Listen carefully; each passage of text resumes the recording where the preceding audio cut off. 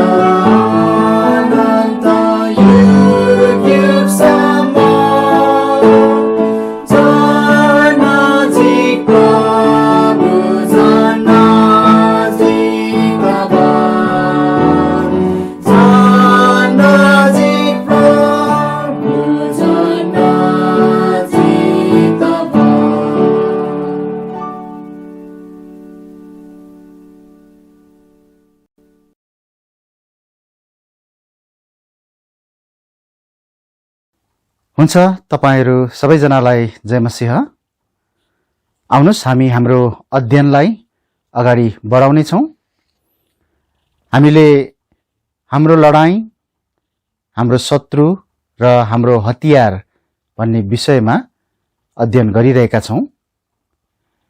आज हामी शैतानको रणनीति अन्तर्गत हामी आफै अर्थात् हामी क्रिस्चियनहरूको बीचमा मतभेद ल्याउनु त्यसको अर्को रणनीति हो भन्ने विषयमा हेर्न जाँदैछौँ।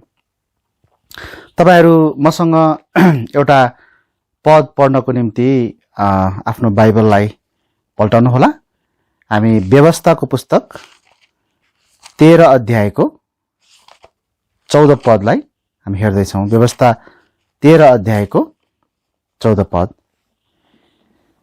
यहाँ यस्तो लेखेको छ, तब तिमीले सोधपुछ गर, खोज गर र यत्नसित केरकार गर, अनि तिमीहरूको बीचमा यस्तो घृणित काम गरिएको कुरा साँचो र पक्का हो कि होइन हेर।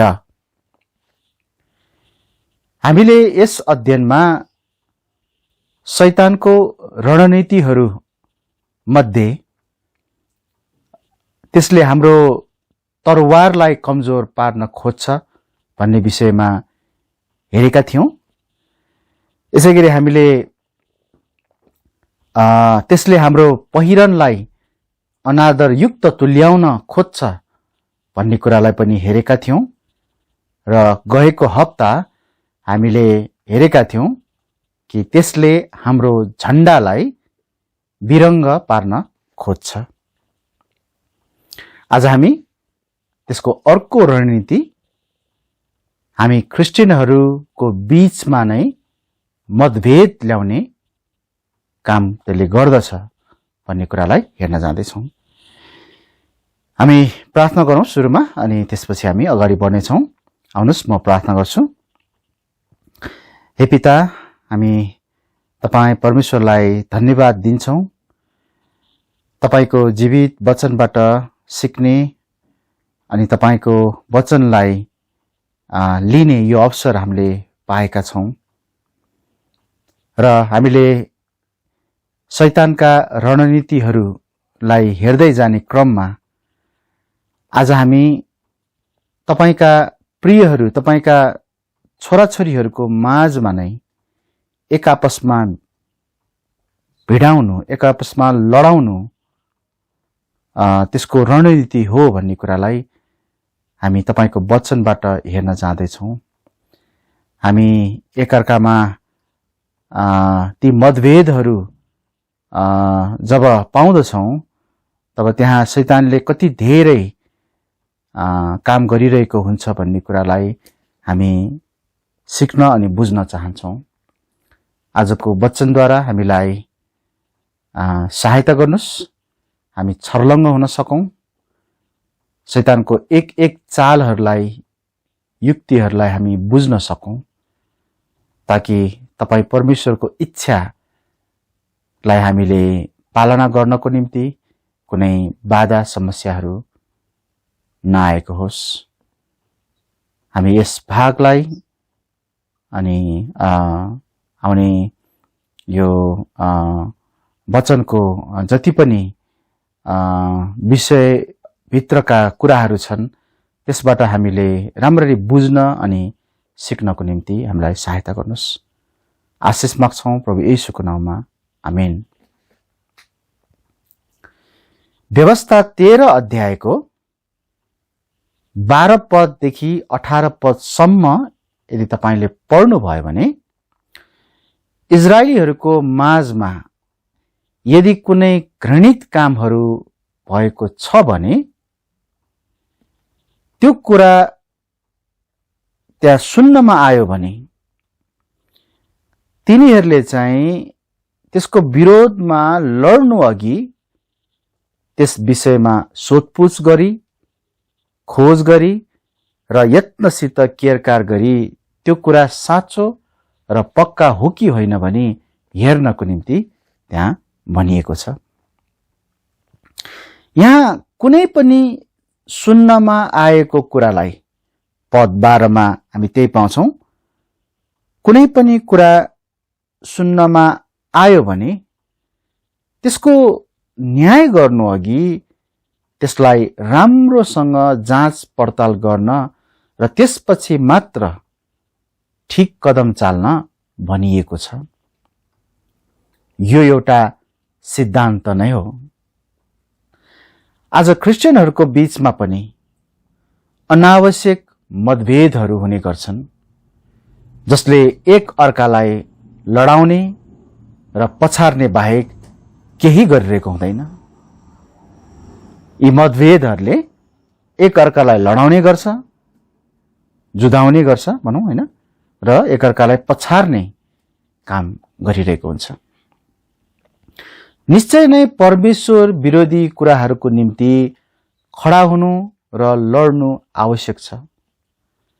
तर कतिपटक कुनै कारण बिना नै हामी एक अर्कासँग लडिरहेका हुन्छौं र परमेश्वरको इच्छालाई होइन तर शैतानको इच्छालाई पूरा गरिरहेका हुन्छौं। यदि क्रिस्चियनहरूलाई एक अर्कासँग भिड्ने वातावरण बनाउन सक्यो भने तिनीहरूले शैतानको विरोधमा लडाईं लड्न सक्दैन। अनि यो कुरा चाहिँ शैतानलाई राम्ररी थाहा छ। याद राख्नुस् है, मतभेदको निम्ति एउटै राम्रो कारण भनेको दुष्टताको विरोधमा खडा हुनु मात्र हो। तपाई हामीसँग मतभेदको निम्ति कुनै कारण छ भने त्यो कारण चाहिँ दुष्टताको विरोधमा खडा हुने कारण मात्रै हुनुपर्छ।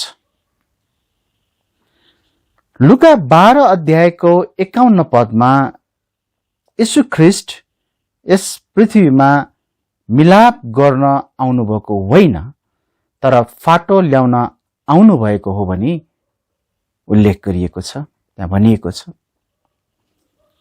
तर कसको बीचमा फाटो? के उहाँको चेलाहरूको बीचमा वा उहाँलाई विश्वास गर्नेहरूको बीचमा फाटो ल्याउन उहाँ आउनु भएको भनिएको हो र? होइन।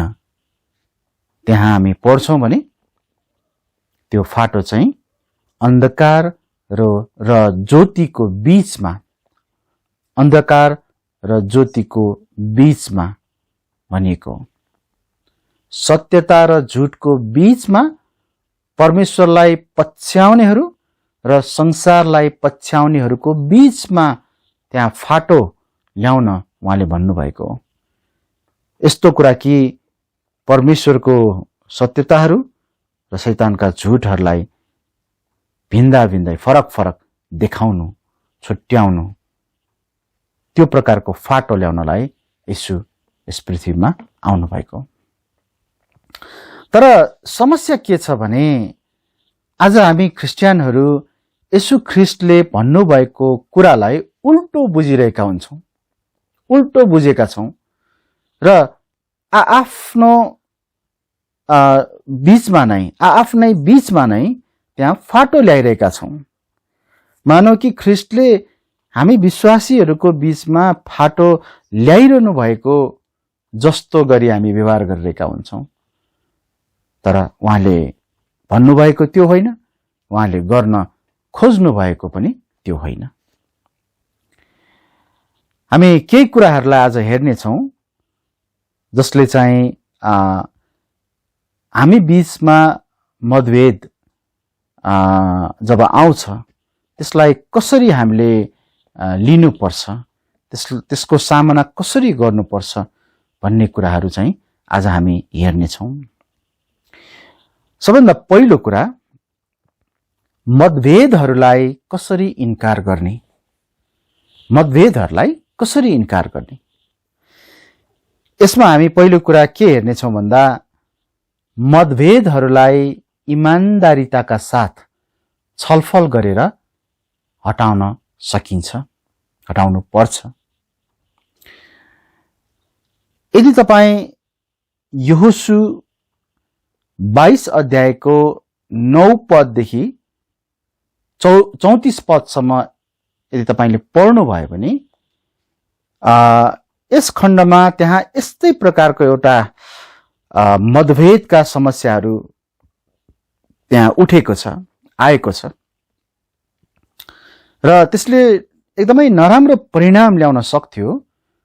तर उनीहरूले इमानदारिताका साथ छलफल गर्दा त्यो मतभेदहरूलाई हटाउन सकेको छ। त्यो खण्डमा रुबेनीहरू अनि गादीहरू र मनस्यको आधा कुलले परमेश्वरको विरोधमा विद्रोह गर्दै एउटा ठूलो वेदी खडा गरे भनी बाँकी इजरायलीहरूले सुने। उनीहरूले त्यस्तो सुने। तर उनीहरूको विरोधमा लडाईँ गर्नु अघि उनीहरूले गरेको कुरा उनीहरूकै मुखबाट बुझ्न उनीहरूले चाहे। वास्तवमा रुबेनीहरू, गादीहरू र मनस्यको आधा कुलले परमेश्वरको विरोधमा विद्रोह गरेका थिएनन्। तर परमेश्वरको छुटकाराको कामको सम्झनामा एउटा वेदी खडा उनीहरूले गरेका थिए। अनि यो कुरा चाहिँ छलफलबाट स्पष्ट त्यहाँ भएको छ। हामी यहोशू यही 22 अध्यायको केही पद, 2टा पद मात्रै पढौँ न, 33 पद र 34 पद। यहोशू 22 अध्यायको 33 पद र 34 पद। अनि त्यो कुरा इजरायलीहरूलाई असल लाग्यो अनि इजरायलीहरूले परमेश्वरलाई धन्यको भने अनि रुबेनीहरू र गादीहरू बस्ने देश नष्ट गर्नलाई उनीहरूको विरोधमा लडाईँ गर्न जाने मन गरेनन्। अनि रुबेनीहरू र गादीहरूले त्यस वेदीलाई एद भने, किनकि यो चाहिँ हाम्रा र तिमीहरूका बीचमा परमप्रभु नै परमेश्वर हुनुहुन्छ भन्ने कुराको साक्षी हुनेछ।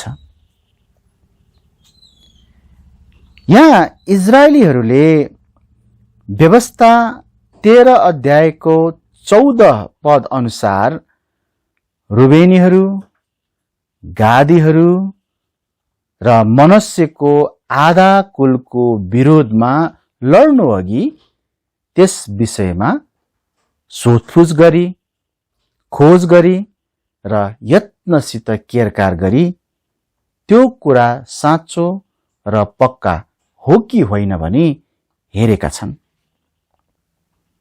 र अन्तमा ठूलो भूल गर्न र अनावश्यक मतभेदबाट जोगिएका छन्।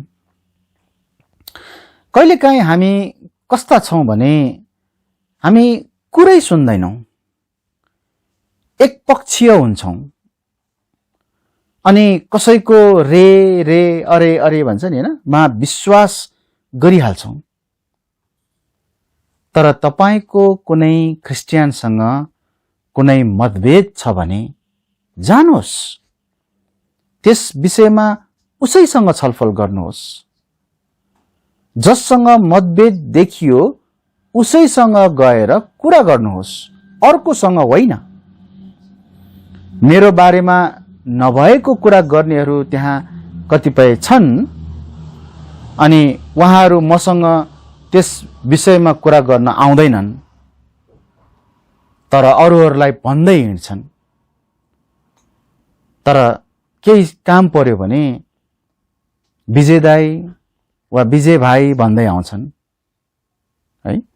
छलफल गर्नु पर्यो नि, अनि पो स्पष्ट हुन्छ।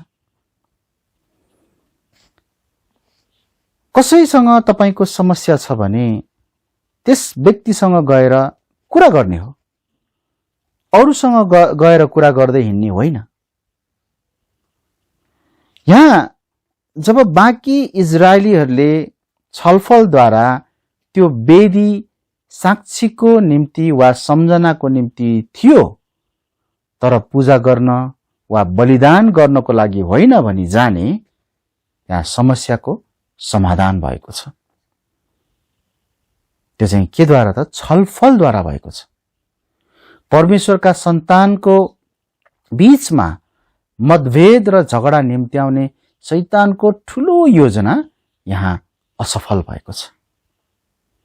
यसैले यदि तपाईको कसैसँग मतभेद छ भने इमानदारीताका साथ छलफल गरेर त्यसको समाधान गर्नुहोस्। र तरिका यहाँ बाइबलमा सिकाइएको छ। दोस्रो कुरा, मतभेदहरूलाई समान लक्ष्य खोजेर हटाउन सकिन्छ। मतभेदहरूलाई समान लक्ष्य खोजेर हटाउन सकिन्छ। दोस्रो समूएल 3 अध्यायको 1 पददेखि 39 पदसम्म तपाईले पढ्न सक्नुहुन्छ। दोस्रो समूएल 3 अध्याय। अनि यदि 3 अध्याय अनि 2 अध्याय पनि तपाईले हेर्नुभयो भने त्यहाँ दाउदलाई पछ्याउनेहरू र अब्नेर तथा इस्बोतको दलको बीचमा त्यहाँ झगडा थियो। तपाईले त्यो पाउनुहुन्छ। र यो चाहिँ घर झगडा थियो, अर्थात् आफ्नै देश र जातिको बीचमा झगडा। यसलाई अर्को शब्दमा गृहयुद्ध भनिन्छ। यसले देशलाई नै हल्लाएको थियो र दुवै पक्षले ठूलो मूल्य चुकाउनु परेको थियो। यहुदा र इजरायलले उनीहरूप्रति परमेश्वरले राख्नु भएको लक्ष्य र उद्देश्यलाई उनीहरूले व्यवस्था गरेको हुनाले यो गृहयुद्ध भइरहेको थियो। उनीहरूमाथि परमेश्वरको लक्ष्य र उद्देश्य कस्तो थियो त? उनीहरूमाथि परमेश्वरको लक्ष्य र उद्देश्य चाहिँ जस्तो कि प्रतिज्ञा गरिएको देशमा बसोबास गर्नु थियो। तपाई उत्पत्ति 12 को 7 मा पढ्न सक्नुहुन्छ। कनानीहरूलाई बाहिर निकाल्नु थियो, धपाउनु थियो। व्यवस्था 7 को 1 देखि 4 सम्म हेर्न सक्नुहुन्छ। र परमेश्वरको व्यवस्थाको पालना गर्नु थियो। व्यवस्था 8 को 1 मा तपाईले हेर्न सक्नुहुन्छ। यसरी यहाँ परमेश्वरको लक्ष्य र उद्देश्य यहाँ इजरायललाई दिएको हामी पाउँछौं र पनि उनीहरू चाहिँ यी लक्ष्य र उद्देश्यहरूलाई पूरा गर्नको निम्ति एकताबद्ध हुनुको सट्टा तिनीहरू एक अर्कामा लडिरहे, एक अर्कामा झगडा गरिरहे।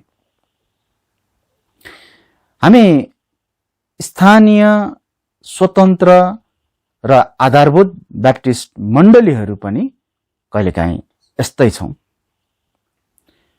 हाम्रो विश्वास र अभ्यास एकदम मिल्छ, तर हाम्रा मूर्खतापूर्ण विवादहरू र व्यक्तिगत छनौटका कुराहरूमा हामी अल्झेर बसेका छौं, झगडा गर्दै बसेका छौं। त्यहाँ परमेश्वरको साँचो सुसमाचार पृथ्वीको छेउसम्म लिएर जाने समान लक्ष्य छ। हाम्रो समान लक्ष्य छ। परमेश्वरका जनहरूको आत्मिक वृद्धिमा मेहनत गर्नुपर्ने हाम्रो समान लक्ष्य छ। परमेश्वरको वचन र शिक्षालाई आउँदो पुस्तामा त्यहाँनिर चाहिँ हस्तान्तरण गर्ने, आउँदो पुस्तालाई दिने जिम्मेवारी, समान जिम्मेवारी हामीमा रहेको छ। एकअर्काको निम्ति प्रार्थना गर्नुपर्ने, एकअर्काको निम्ति उत्साह दिनुपर्ने, विवाहका सम्बन्धहरू जोड्नुपर्ने जस्ता क्षेत्रहरूमा त्यहाँ अन्तर्मण्डलीको समान भूमिका छ। तर दुःखलाग्दो कुरा धेरै जसो हामी चाहिँ आफै लडिरहेका छौँ है। त्यो झगडा चाहिँ त्यो मतभेदहरू चाहिँ परमेश्वरको वचन अनुसारको विश्वास र अभ्यासमा होइन फेरि, तर हाम्रा आफ्नै मूर्खतापूर्ण विवादहरूमा र व्यक्तिगत छनौटहरू विशेष गरी चाहिँ है यस्ता कुराहरूमा हामी लडिरहेका हुन्छौँ। कसैले पनि आफ्नै घाउमा गोली हान्दैन, हान्छ र है। हामीले आफ्नाहरूलाई नै चोट पार्नु भनेको हाम्रो आफ्नै शरीरको घाउमा गोली हान्नु बराबर हो, अझ घाउ बनाउनु जस्तो है, अझ पीडा दिनु जस्तो। हामीले त्यस्तो गर्नु हुँदैन।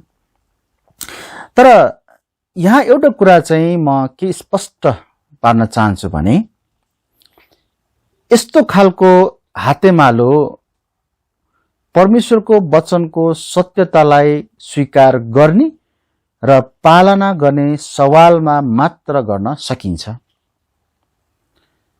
किनकि परमेश्वरको वचनको सत्यतासँग कुनै पनि सम्झौता गर्न सकिन्न। कुनै स्थानीय स्वतन्त्र र आधारभूत ब्याप्टिस्ट मण्डली होला, तर उहाँहरूको विश्वास र अभ्यास चाहिँ यदि परमेश्वरको वचन अनुसार छैन भने चाहिँ हामीले यहाँनिर हातेमालोको कुरा गर्न सक्दैनौँ। हामीले मिलेर हैन एउटै समान लक्ष्य लिएर सेवा गर्न सक्छौँ, काम गर्न सक्छौँ भनेर त्यो चाहिँ हामी भन्न सक्दैनौँ। तेस्रो कुरा, मतभेदहरूलाई तिनीहरूको स्रोतलाई जानेर हटाउन सकिन्छ। याकुब 4 अध्यायको 1 पददेखि 12 पदसम्म तपाईहरुले पढ्नुहोला। त्यहाँ मतभेदहरू, झगडाहरू किन आउँछन्, कसरी आउँछन् भन्ने कुरालाई बयान गरिएको छ। एउटा पद चाहिँ म पढ्ने छु, याकुब 4 को 1 मा। याकुब 4 अध्यायको 1 पदमा त्यहाँ यस्तो लेखिएको छ, तिमीहरूको बीचमा लडाई र झगडाहरू कहाँबाट आउँछन्?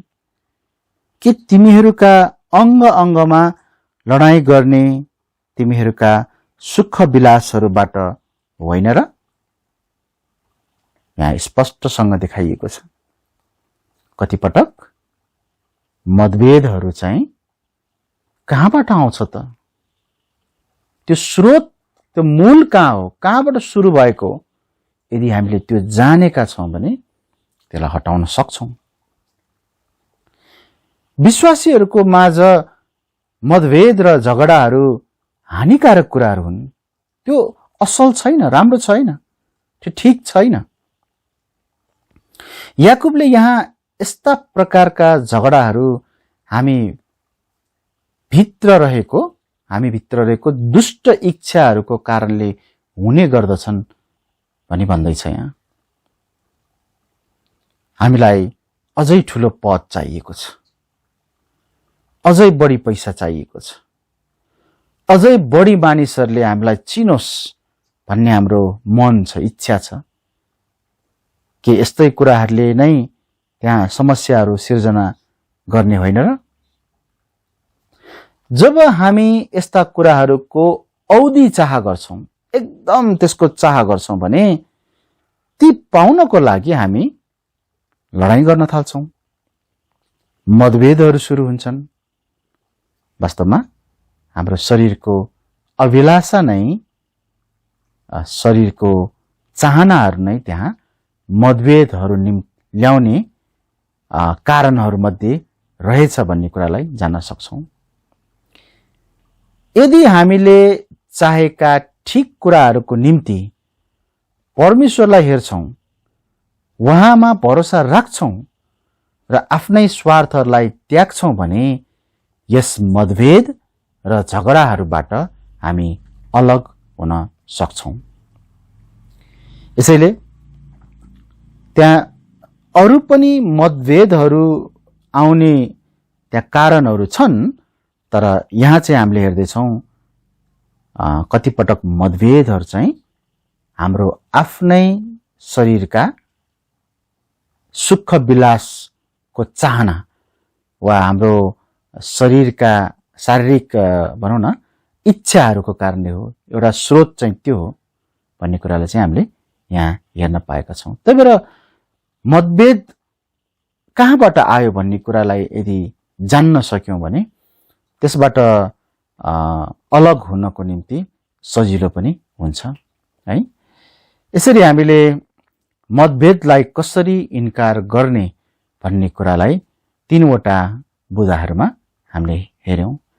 अब हामी मतभेदहरूको सामना कसरी गर्ने त त्यस विषयमा पनि केही हेर्नेछौँ। हामीले मतभेदहरूबाट केही सिक्न पनि सक्छौँ। मतभेदहरू आउँछन् र त्यस्ता मतभेदहरूबाट हामीले सिक्न सक्ने कुराहरू पनि छन्। मतभेदहरूको सामना गर्ने सिलसिलामा हामीले पहिलो कुरा के बुझ्न जरुरी छ भन्दा कहिलेकाहीँ मतभेदहरू आवश्यक पनि हुन्छन्। यदि तपाईँ प्रेरितको पुस्तक 5 अध्यायको 17 पददेखि 42 पदसम्म पढ्नु भयो भने त्यहाँनिर मतभेदहरू आएको छ। त्यहाँ परमेश्वरको कुरालाई स्वीकार्ने र परमेश्वरको कुरालाई नस्वीकार्ने मानिसहरूको भिन्दै भिन्दै समूह छ। त्यहाँ झगडा भएको छ निश्चय नै हैन, त्यहाँ विवाद भएको छ, मतभेदहरू छ। तर 5 अध्यायको जब हामी 29 पदलाई पढ्छौं तब हामी त्यस्ता मतभेदहरू चाहिँ यदि आउँछन् भने कतिपटक त्यो परमेश्वरतर्फ हेर्नको निम्ति राम्रो पनि हुँदो रहेछ, परमेश्वरलाई पछ्याउनको निम्ति त्यो राम्रो पनि हुँदो रहेछ भन्ने कुरा पाउँछौं। हेर्नुस् त्यहाँ यस्तो लेखिएको छ प्रेरित 5:29 मा, तब पत्रुस र अरू प्रेरितहरूले जवाफ दिँदै भने, हामीले मानिसहरूको भन्दा परमेश्वरकै आज्ञा पालन गर्नुपर्छ। यहाँनिर हामी देख्छौं कि प्रेरितहरूलाई चाहिँ पहिलो प्राथमिकता के हो भन्ने कुरा राम्ररी थाहा छ। हामी आफैले पनि यो थाहा गर्न जरुरी छ कि मानिसको होइन तर परमेश्वरको आज्ञा पालन गर्नुपर्छ। यदि परमेश्वरको आज्ञा पालन गर्ने र परमेश्वरको आज्ञा पालन नगर्नेहरूको बीचमा त्यहाँ मतभेद आउँछ भने अवश्य नै त्यो चाहिँ राम्रो कुरा हो, त्यो आवश्यक कुरा हो र त्यहाँनिर चाहिँ हामीले परमेश्वरको आज्ञालाई पालना गर्ने पक्षमा हामी खडा हुनुपर्छ। पावलले पनि योग्य ठहरिएकाहरू प्रकट हुन् भनेर त्यहाँ दलहरू भएको हुनुपर्छ भनेर हामी पहिलो कोरिन्थीको पुस्तकमा लेखिएको हामी पाउँछौं। यसको अर्थ के हो भने कतिपटक मतभेदहरूले परमेश्वरमा सही र गलत छुट्याउन मद्दत गर्दछ।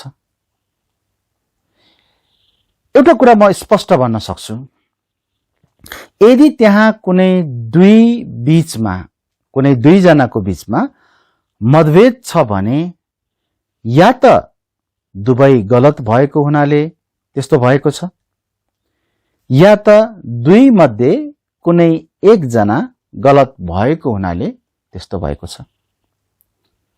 तर याद राख्नुस्, यदि दुवै सही छ भने है, सही भनेको फेरि परमेश्वरको वचनको आधारमा मापदण्ड अनुसार यदि दुवै सही छ भने त्यहाँ कहिले पनि मतभेद हुँदैन।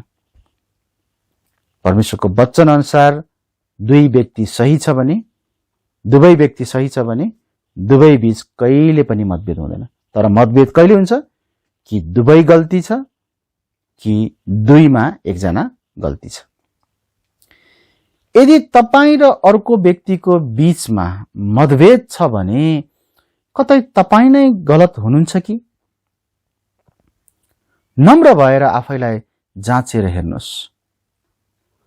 म सधैँ र हरेक कुरामा ठिक छु भन्ने मनोवृत्ति, त्यस्तो विचार भएको मानिस चाहिँ गलत हो, त्यस्तो व्यक्ति गलत हो। रोमी 12 अध्यायको 18 पदलाई त्यहाँ ध्यान दिनुहोस् न। त्यहाँ भनिएको छ, सम्भव भए तिमीहरूबाट जहाँसम्म हुन सक्छ सबै मानिसहरूसँग मेल मिलापमा बस। हामीले यदि अरूसँग मेलमिलाप गरिकन बस्न चाहन्छौँ भने कतिपटक हामीले आफैलाई पनि हेर्नुपर्छ। सधैँ अरूकै कारणले गर्दाखेरि समस्या भएको भन्ने हुँदैन। सधैँ अरू नै बेठिक, सधैँ अरू नै गल्ती, म सधैँ ठिक छु, म सधैँ मैले चाहिँ ठिक गरिरहेको छु, ममा गल्ती छैन। यदि त्यस्तो खालको भावना छ भने त्यो चाहिँ परमेश्वरको वचन अनुसार होइन। तपाईँ घमण्ड पाल्दै हुनुहुन्छ। अझ भन्नुपर्दा तपाईँ चाहिँ पापै नगर्ने, गल्ती नगर्ने एउटा सिद्ध मानिस भइसके भन्ने जस्तो खालको व्यवहार गर्दै हुनुहुन्छ। त्यो चाहिँ बाइबल अनुसार होइन पनि। क्रिस्चियनहरूमा मतभेद हुनु राम्रो होइन, तर कतिपटक सही र गलत छुट्टिनको लागि यो फाइदाको हुन्छ। तर जो गलत छ उसले आफैलाई सहीमा, ठिकमा फर्काउनु पर्छ, आफैलाई ल्याउनु पर्छ। दोस्रो कुरा, ख्रिस्टमा साँचो सम्बन्धले मतभेदहरू सिर्जना गर्छ।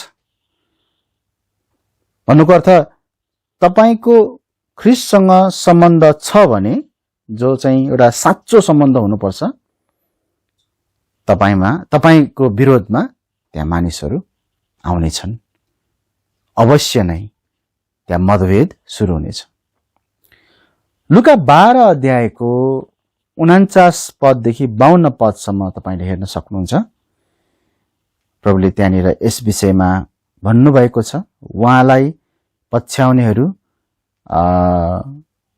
जसरी उहाँलाई संसारले इन्कार गर्यो, त्यसरी नै उहाँलाई पछ्याउनेहरूलाई पनि संसारले इन्कार गर्नेछ, हैन त?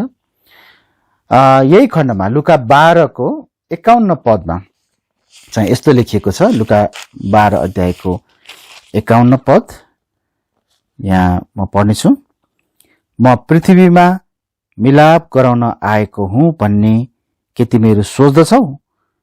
म तिमीहरूलाई भन्दछु, होइन, तर बरु फाटो गराउन।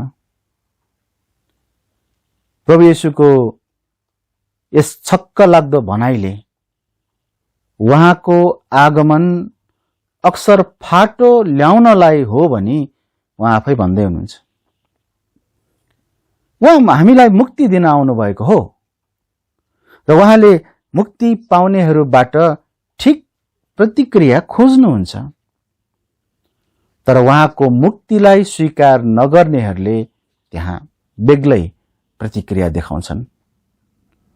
कतिपटक त आफन्तहरूसँग पनि सम्बन्ध टुट्न सक्छ है।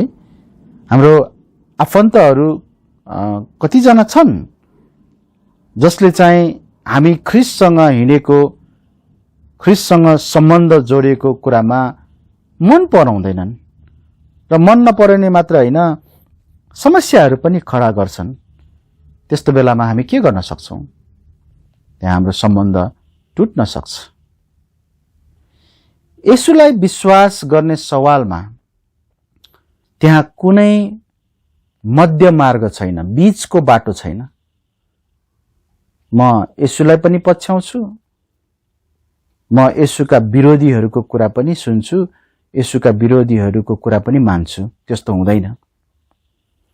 येशूमा समर्पित भएको व्यक्तिले वचनमा, चालचलनमा, प्रेममा, आत्मामा, विश्वासमा, शुद्धतामा त्यसलाई प्रकट गर्दछ।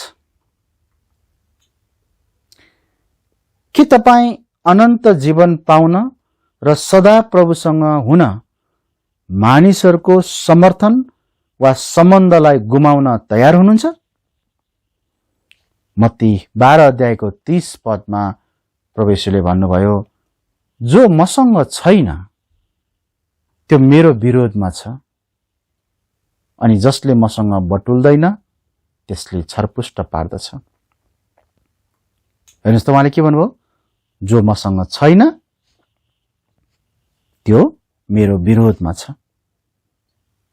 एकदम बुझ्नलाई एकदम सजिलो छ र एकदमै सरल तरिकाले यहाँनिर स्पष्टसँग भनिएको छ, जो मसँग छैन त्यो मेरो विरोधमा छ। यो कुरा पक्का छ, तपाईं ख्रीष्टसँग हुनुहुन्छ भने तपाईंको ख्रीष्टसँग नभएकाहरूसँग मतभेद पक्का छ। बुझ्दै हुनुहुन्छ है? तपाईं ख्रीष्टसँग हुनुहुन्छ भने यो कुरा पक्का छ, ख्रीष्टसँग नभएकाहरूसँग तपाईंको मतभेद त्यहाँ हुन्छ नै। अब तेस्रो कुरा, अन्तिम कुरा, हामी मतभेदहरूको निम्ति पहिल्यै तयार हुनुपर्छ। उत्पत्तिको पुस्तक 14 अध्यायको 13 पददेखि 24 पदसम्म पढ्नुहोस्। यो खण्डमा त्यहाँ अब्राम र लुतको विषयमा केही कुराहरू उल्लेख गरिएको छ। एउटा पद चाहिँ हामी ध्यान दिउँ, उत्पत्ति 14 को 16। र म तपाईहरुलाई अनुरोध गर्छु, तपाईले यो पुरै अध्यायलाई पढ्नुहोस् अनि तपाईले अझ राम्ररी बुझ्न सक्नुहुनेछ। तर अहिले हामी समयको कारणले पनि हामी एउटा पदलाई मात्र पढ्ने छौं। उत्पत्ति 14 अध्यायको 16 पद यहाँ भनेको छ, अनि उनले सबै माल सामानहरू फर्काएर ल्याए। उनले भनेको अब्रामले है। अनि आफ्नो भाइ लुतलाई र तिनका मालताल पनि, अनि स्त्रीहरू र मानिसहरूलाई पनि उनले फर्काएर ल्याए। नझुक्किनु होला, भाइ भनेर यहाँ भन्नुको तात्पर्य चाहिँ लुतलाई अब्रामको भतिजा भनिएको। वास्तवमा हामी उत्पत्तिका केही अध्यायहरू योभन्दा अगाडि पछाडि पढ्छौं भने अब्राम र लुतको सम्बन्ध के हो हामी जान्न सक्छौं, उनीहरूको नाताको बारेमा। तर यो खण्ड र यो भर्खर पढेको पदबाट हामी के थाहा पाउँछौं भन्दाखेरि अब्राहमको त्यहाँ दुईवटा एकदमै राम्रो चरित्र त्यहाँ हामी देख्दछौं। दुईवटा एकदमै राम्रो खालको चरित्र। एउटा चाहिँ उसमा परमेश्वरको साहस थियो है, उसमा परमेश्वरको साहस थियो र त्यही कारणले गर्दाखेरि शक्तिशाली शत्रुको चाहिँ उनले यहाँ सामना गर्न सकेको छ। त्यो साहस परमेश्वरबाट उनले पाएको छ, जसको कारणले गर्दाखेरि उनले शत्रुहरूको विरुद्धमा आक्रमण गर्न सकेको छ। एउटा कुरा चाहिँ के त, परमेश्वरबाटको साहस उसमा थियो। अनि दोस्रो कुरा, ऊ तयार थियो। ऊ एकदमै अझ यसरी भनौं तयारी थियो, कुनै पनि समयको निम्ति तयार थियो। त्यस्तो प्रकारको उनले आफ्ना मानिसहरूलाई, तपाईले 14 पदमा पढ्न पाउनुहुन्छ, आफ्ना मानिसहरूलाई सम्भावित लडाईँको निम्ति, हुन सक्ने लडाईँको निम्ति तालिम दिएका थिए। हाम्रो जीवनमा पनि सम्पन्न गर्नुपर्ने गाह्रो काम कहिले आउँछ भनेर हामीलाई थाहा हुँदैन, हामीलाई थाहा छैन। भोलि के हुन्छ, भविष्यमा के हुन्छ हामीलाई थाहा छैन। तर अब्राहम जस्तै यदि हामी पनि त्यस्तो समयहरूको निम्ति तयार हुन्छौँ भने र त्यस्तो खालको परिस्थितिहरू आउँदा परमेश्वरबाट साहस माग्छौँ भने त्यो चाहिँ एउटा बुद्धिमान व्यक्तिको स्वभाव हो, कार्य हो है। अब यहाँनिर मैले के देखाउन खोज्दैछु भन्दाखेरि आउने दिनहरूमा असल समयहरू मात्र आउँछ भन्ने छैन। कति पटक हाम्रा आफ्नै प्रियहरूको बीचमा हाम्रो मतभेदहरू हुन सक्छ। त्यसैले पहिला नै त्यस्ता कुराहरू आउन नदिनको निम्ति हामी होशियार बनौं, हामी होशियारीका साथ कदम चाल्नको निम्ति पहिल्यै तयार हौं र त्यसको निम्ति हामी परमेश्वरसँग साहस मागौं। लुतलाई छुटाउन यहाँ अब्राहमले एक क्षण पनि पर्खेका छैनन्, उनले तुरुन्तै प्रतिक्रिया देखाएका छन्। यो चाहिँ कस्तो हो त भन्दाखेरि त्यहाँ भएको द्वन्द, त्यहाँ भएको समस्यालाई त्यहाँनिर उनले चाहिँ समाधान गर्नको निम्ति ऊ तयार थियो र उसले त्यसको निम्ति परमेश्वरबाटको साहस पाएको थियो। यो घटनामा म एउटा कुरा के पनि देख्छु भने अब्राहमले लुतलाई मात्र होइन तर उनको मालताललाई पनि फिर्ता ल्याएको छ। 16 पदमा तपाईले हेर्न सक्नुहुन्छ। लुतको मालतालहरू, माल सामानहरू भन्न सक्छौं फिर्ता ल्याएको छ। र म यो विश्वास गर्छु कि अब्राहमले लुतको त्यो मालताललाई, त्यो माल सामानलाई लुतलाई नै फिर्ता दिएको छ, लुतलाई नै फर्काएको छ। अब्राहमले आफ्नो दललाई पनि यस्तै प्रकारको तालिम दिएको हुनुपर्छ। हामी बाइबलमा देख्छौं प्राय सो लडाईँहरूमा जसले युद्ध जित्छ, लडाईँ जित्छ, उसले जितेको सबै कुराहरूको उसले अधिकारमा लिन्छ, ऊ चाहिँ त्यसको अधिकारी हुन्छ, उसको अधीनमा हुन्छ। तर यहाँ चाहिँ म अलिकति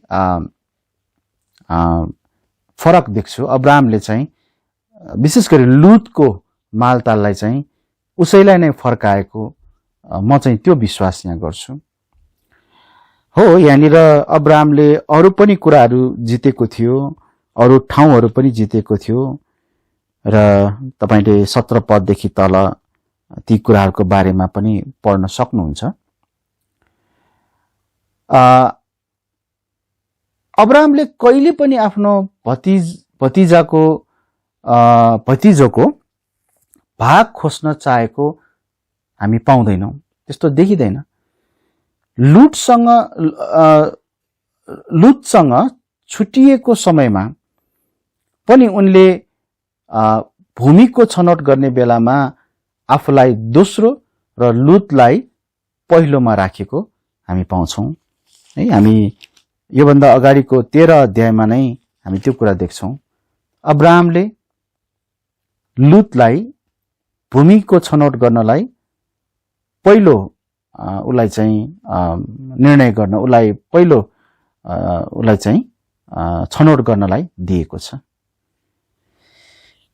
हाम्रो जीवनमा पनि भरे भोलि के कस्ता सम्भावित मतभेदहरू आउन सक्छन् हामीलाई थाहा छैन, तर हामी पहिल्यै त्यसको निम्ति तयार हुनुपर्छ। हामीले अब्राहमले जस्तै पहिल्यै परमेश्वरसँग त्यस्तो समस्याहरूको सामना गर्न र परमेश्वरसँग साहस माग्नुपर्छ र साथै पहिल्यै तयार पनि हुनुपर्छ। अब समस्या के हो भने कति पटक हामी अर्को व्यक्तिलाई चोट नपुगेसम्म, उसलाई चाहिँ चोट नपुगेसम्म उसलाई रिस उठ्ने नबनाएसम्म, उसलाई चाहिँ निराश हुने अवस्थामा नपुर्याएसम्म, अनि कतिपटक त फर्कने बाटो नै समाप्त हुने ठाउँमा नपुर्याएसम्म हामी गम्भीर बन्दैनौँ, हामी सिरियस बन्दैनौँ, गम्भीर बन्दैनौँ। वा यसरी भनौँ, मतभेद हुनु अघि समय र मौका रहँदै कुरा सुन्ने, ध्यान दिने, उसको हैन त्यो व्यक्तिको कुरा सुन्ने, ध्यान दिने, उसलाई जवाफ फर्काउने, जवाफ दिने, वास्ता गर्ने जस्ता कुराहरू गर्दैनौँ। अनि जब मतभेद सुरु हुन्छ तब फेरि त्यो चोट परेको व्यक्ति भन्दा चोट पार्ने व्यक्ति नै गमक्क ठुस्स परिरहेको हुन्छ, मानव उसले केही नगरेको जस्तो हैन। कतिपटक हामी त्यस्तो व्यवहार मानिसहरूमा देख्छौँ। यदि तपाईसँग, यदि मसँग त्यस्तो नराम्रो बानी छ भने त्यसलाई त्याग्नुपर्छ। होशियार हुनुहोस् है। कुनै पनि कुरा हामी गर्छौँ, दुई व्यक्ति बीचमा कुनै कुराहरू हुन्छन्, तर ती कुराहरू चाहिँ मतभेद आउनुभन्दा अगाडि नै त्यसलाई सल्टाउने, मिलाउने काम हामी गर्दैनौँ भने मतभेद भइसकेपछि त्यो राम्रैसँग सल्टाउन सकिने कुरा पनि त्यो राम्रोसँग सल्टाउन, मिलाउन नसक्दा पछि तितोपना आउने, मन बिग्रिने, बेकारमा ती चाहिँ अनावश्यक कुराहरू, मतभेदहरू हामी आफैले निम्त्याइरहेका हुन्छौँ।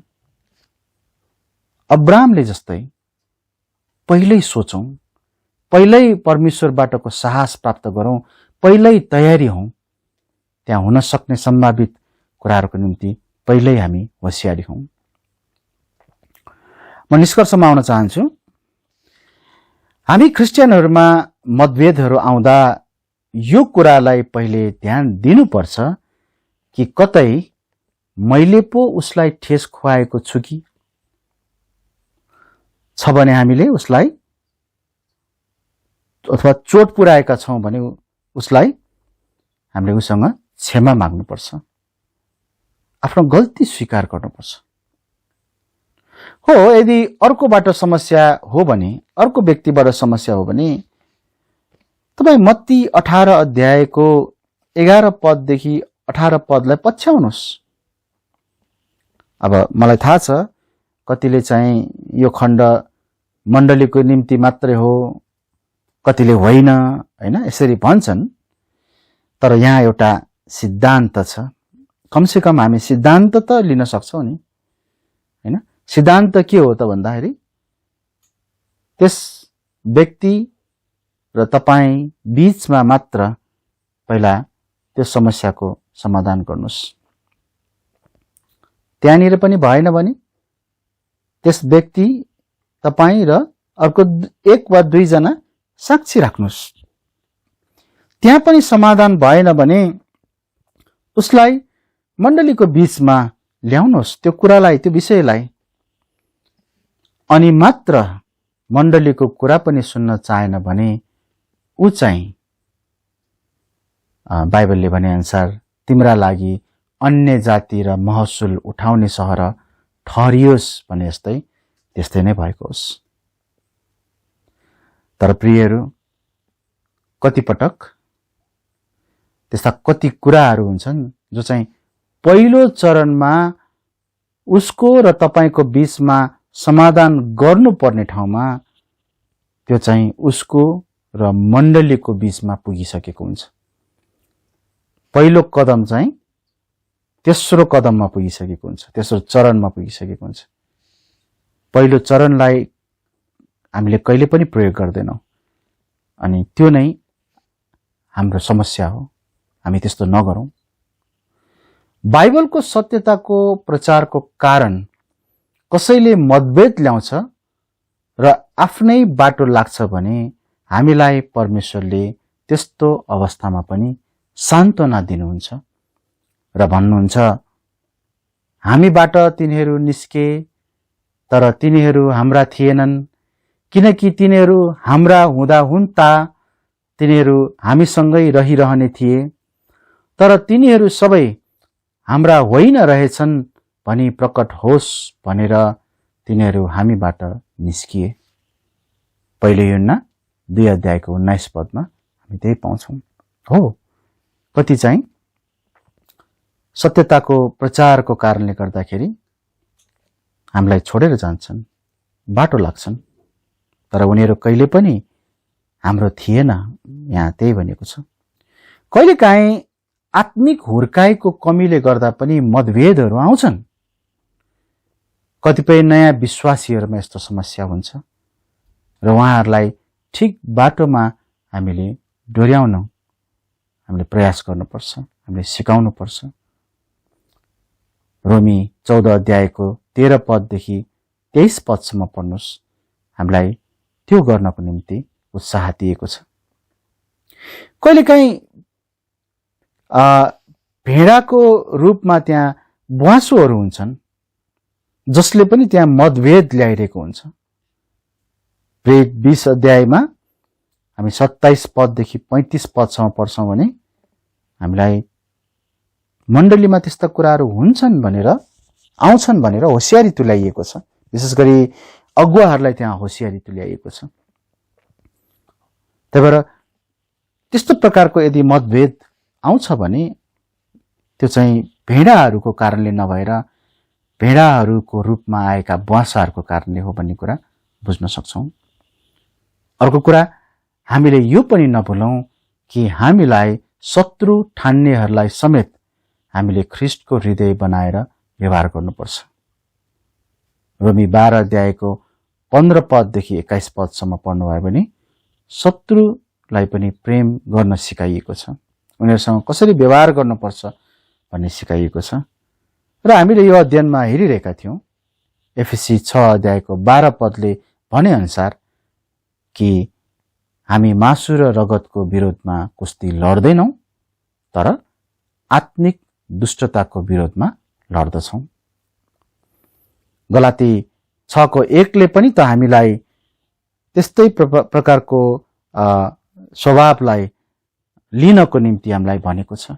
त्यहाँ भनेको छ, हे भाइहरू हो, कुनै मानिस कुनै अपराधमा पक्राउ पर्यो भने तिमी आत्मिकहरूले त्यस्तोलाई नम्रताको आत्माले उठाओ र कहीँ तिमी आफै पनि परीक्षामा पर्छौ कि भनेर आफूलाई विचार गर। आफ्ना भुलचुकहरू पनि हामीले मानिलिनुपर्छ। याकुब 5 अध्यायको 16 पद अनि 19 पद र 20 पदमा हामी पढ्छौँ भने याकुबले त्यहाँ हामीलाई हाम्रा भुलचुकहरू मानिलियो, आफ्ना भुलचुकहरू मानिलियो भनेको छ। आफ्ना पापहरू भनेको छैन है, त्यहाँनिर आफ्ना पापहरू भनेको होइन। त्यहाँनिर हामीसँग पापहरू पनि छन् जो हामी परमेश्वरसँग हामीले स्वीकार गर्नुपर्छ उहाँको अगाडि। तर विश्वासी जनहरूको बीचमा एक अर्कामा हुने भुलचुकहरूलाई पनि यहाँ उल्लेख गरिएको छ। भुलचुकहरू मानिलियो। अनि यहाँ हामीले के पाउँछौँ भन्दाखेरि आफैलाई जाँच्नुपर्छ र आफ्ना भुलचुकहरू स्वीकार गर्नुपर्छ। तब हामीले अर्कोको निम्ति, त्यो अर्को व्यक्तिको निम्ति, अरूहरूको निम्ति हामीले गर्ने प्रार्थना चाहिँ प्रभावकारी हुन्छ भन्ने कुरालाई उल्लेख गरिएको छ।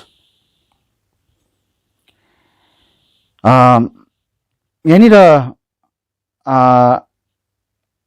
हामीले निष्कर्षमा पनि वास्तवमा मतभेदहरू चाहिँ कस्ता कस्ता प्रकारका हुन्छन् भन्ने कुरालाई हामीले हेर्यौं र यो संसारमा रहँदा मानिसहरूको माझमा अनि विश्वासीहरूको माझमा पनि निश्चय नै मतभेदका कुराहरू त्यहाँ टकराव भन्छ नि हैन, झगडाको कुराहरू बन्न सक्छौं, आउन सक्छ। तर त्यसलाई कसरी सम्हाल्ने, त्यसलाई कसरी लिने र कसरी त्यसबाट जोगिने भन्ने कुरालाई आज हामीले विशेष हेर्न पाएका छौं। यदि हामी यी कुराहरूलाई ध्यान दिँदैनौं भने शैतानले केही पनि गर्नु पर्दैन।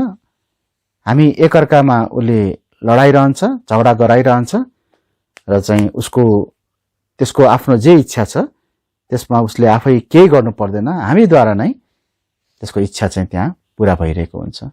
हो, यही कुरालाई इन्कार गर्नको निम्ति, शैतानको यही रणनीतिलाई हामीले इन्कार गर्नको निम्ति हामीले परमेश्वरको वचन अनुसार हामी बीचमा आउने मतभेदलाई कसरी हामीले सामना गर्नुपर्छ भन्ने कुरा हामीले जान्नुपर्छ। हुन्छ, म यति नै राख्नेछु। हामी प्रार्थना गरौँ। आजको वचन र आजको सेवा दुवैलाई हामी प्रार्थनाद्वारा अन्त गर्नेछौँ। धन्यवाद छ परमेश्वर पिता, हामी तपाईको जीवित वचन अनि यस वचनबाट हामीले सिक्न सक्ने थुप्रै शिक्षाहरू अनि सिद्धान्तहरूको निम्ति तपाईलाई धन्यवाद दिन्छौँ। हामीले आज पुरानो नियम अनि नयाँ नियम दुवै ठाउँबाट मानिसहरूको जीवनमा घटेका घटनाहरूको उदाहरणहरू लिँदै हामीले कसरी हामी बीचमा, हामी क्रिस्चियनहरूको बीचमा नै मतभेद आउन सक्छ र कसरी त्यसलाई हामीले सम्हाल्नु पर्छ, कसरी त्यसलाई हामीले सामना गर्नुपर्छ भन्ने कुरालाई हेर्न पाएका छौँ। सबैभन्दा ठुलो कुरा त प्रभु हामीले आफैलाई जाँच्न सकौँ, किनकि सधैँ नै अरू मात्र बेठिक त्यो हुँदैन। म आफै पनि बेठिक हुन्छु र त्यो कुराले मतभेद आइरहेको हुन सक्छ। यसैले प्रभु आफैलाई जाँच्दा र आफैलाई नम्र तुल्याएर हामीले मतभेद ल्याउनेहरूको अगाडि पनि नम्रताका साथ गएर हामी यदि छलफल गरिकन राम्रोसँग त्यसलाई प्रभुमा राखिकन हामी यदि जान्छौँ भने समस्याहरूको समाधान पक्कै छ। र हामी यो पनि बुझौँ कि कस्ता कुराहरूको निम्ति हामी लड्नुपर्छ अनि कस्ता कुराहरूको निम्ति हामी लड्नु हुँदैन, हामीले त्यो पनि बुझ्न सकौँ। अनावश्यक कुराहरू, मूर्खतापूर्वक कुराहरू र हाम्रो आफ्नै व्यक्तिगत छनौटहरूमा कतिपटक हामी लडिरहेका हुन्छौँ अनि यो कुरालाई चाहिँ हामीले इन्कार गर्न सकौँ। प्रार्थना गर्दछु प्रभु। धन्यवाद छ आजको वचन अनि त्यसैगरी आजको सेवाको निम्ति पनि यी सबै समयहरू तपाईँ प्रभुको हातमा राख्छौँ। आशिष माग्छौँ प्रभु येशूको नाममा, आमेन। हुन्छ, तपाईहरू सबैजनालाई जय मसीह। हामी अर्को हप्ता फेरि भेट्नेछौँ।